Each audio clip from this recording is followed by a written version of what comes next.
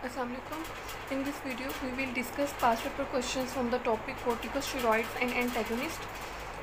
सबसे पहला क्वेश्चन देखें तो a patient was suffering from severe symptomatic gout and was prescribed a glucocorticoid for short duration. If patient keeps on taking it for prolonged time, which adverse effects are expected? Like इसमें जो है हमारे पास adverse effects पूछे हुए हैं corticosteroids या glucocorticoids के, ठीक है।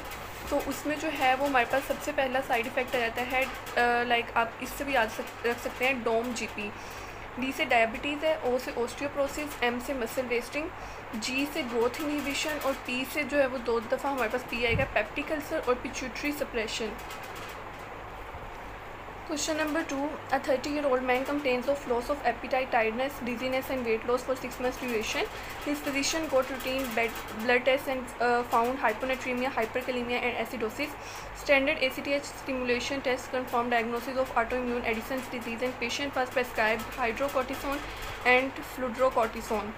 Enlist the adverse effects and Contra indications of hydrocortisone. तो इसमें भी उन्होंने एडवर्स इफेक्ट्स पूछे हैं हमारे पास कॉन्ट्रा इंडिकेशंस, ठीक है। एडवर्स इफेक्ट्स में हमारे पास यही आ जाएंगे और कॉन्ट्रा इंडिकेशंस की बात करें तो उसमें हमने लाइक हार्ट के रिलेटेड कोई भी डिजीज़ होगी तो हमने स्टीरॉइड्स नहीं देने। उसमें हार्ट डिजीज़ आ जाती है, हाइपरटेंशन आ जाता है, कंजेस्टिव कार्डियक फेलियर आ जाता है, peptic ulcer disease, diabetes, osteoporosis और प्रेगनेंसी में, इन सब चीज़ों में जो है, इन सब डिजीज़ में जो है स्टीरॉइड्स हमारे पास कॉन्ट्रा इंडिकेट कर रहे होते हैं। Next, question number 3. Glucocorticoids have a number of clinical applications and are widely used. Write short essay on the inflammatory and immunosuppressant mechanism of these agents. सबसे पहले हम एंटी इन्फ्लेमेटरी मैकेनिज़्म की बात कर लेते हैं कि हमारे पास कॉर्टिकोस्टेरॉइड्स एंटी इन्फ्लेमेटरी मैकेनिज़्म कैसे परफॉर्म करते हैं। उसमें क्या करते हैं कि ये न्यूट्रोफिल्स को ज़्यादा करते हैं, यूसिनोफिल्स और बेसोफिल्स और लिम्फोसाइट्स की कंसनट्रेशन को कम करते हैं, ल्यूकोसाइट की माइग्रेशन जो होनी होती है हमारे पास किसी भी इन्फ्लेमेटरी रीजन में उसको इनहिबिट करते हैं, ठीक है।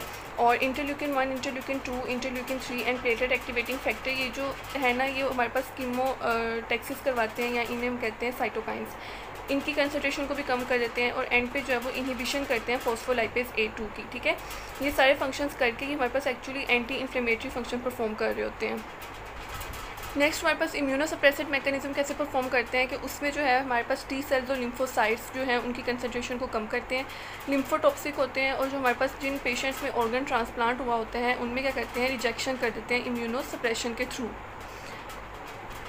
Next, question number 4. A 45-year-old lady is taking prednisolone since last 6 months. What could be the possible adverse effects in her due to glucocorticoids?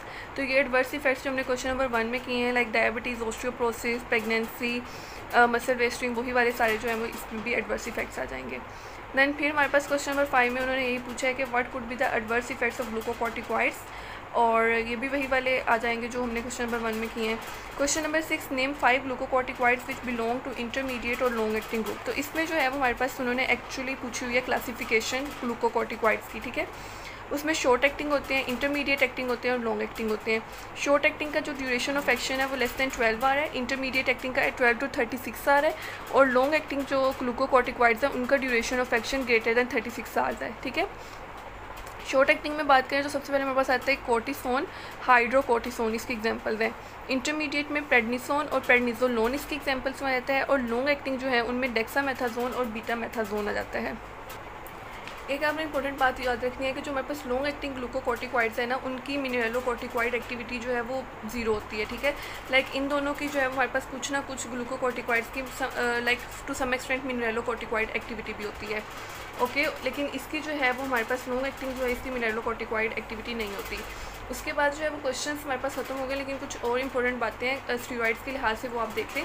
Like हमारे पास इनके यूजेस की बात करें तो एडिसन्स डिजीज़ में यूज़ होते हैं, एस्थमा में यूज़ होते हैं, ऑर्गन ट्रांसप्लांट रिजेक्शन में यूज़ होते हैं, र्यूमेटॉइड डिजीज़ में, कीमोथेरेपी इंड्यूस वॉमिटिंग में यूज़ होते हैं, ठीक है। हाइपरकैल्सीमिया में कैसे यूज़ होते हैं कि ये हमारे पास एक इंजाइम होता है 1 अल्फ़ा हाइड्रोक्सीलेज, उसको इनहिबिट करते हैं, जिसकी वजह से क्या होता है कि जो हमारे पास विटामिन डी की फॉर्मेशन में एक स्टेप होता है 25 हाइड्रोक्सी विटामिन डी की जो कन्वर्जन होनी होती है 125 डाईहाइड्रोक्सी विटामिन डी में, वो हमारे पास इनहिबिट हो जाती है। तो इसलिए जो है वो हमारे पास हाइपरकैल्सीमिया में भी इसका यूज़ होता है, ओके।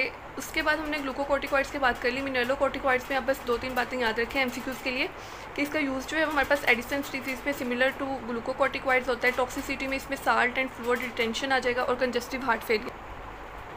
मिनरलोकोर्टिकॉइड के एग्जांपल में हमारे पास अल्डोस्टेरोन आता है। अल्डोस्टेरोन जो है वो हमारे पास लाइक साल्ट की और वाटर की रिटेंशन करवा रहा होता है। देन हम इसकी एक बार क्लासिफिकेशन देख लेते हैं। कोर्टिकोस्टेरॉइड हार्मोन्स के एगोनिस्ट की बात करते हैं पहले। उसमें ग्लूकोकोर्टिकॉइड एगोनिस्ट की बात करें तो उसमें कोर्टिसोल आ जाता है, बीटामेथाजोन, बेक्लोमेथाजोन, ब्यूरिसोनाइड एंड डेक्सामेथाजोन। मिनरलोकोर्टिकॉइड में एल्डोस्टेरोन, डीऑक्सीकोर्टिस्टेरोन एंड फ्लूड्रोकोर्टिसोन आ जाता है। ठीक है। देन हमारे पास आखिर पे एंटेगोनिस्ट की बात करें तो उसमें एक तो आते हैं रिसेप्टर एंटेगोनिस्ट और एक आते हैं सिंथेसिस इनहिबिटर्स।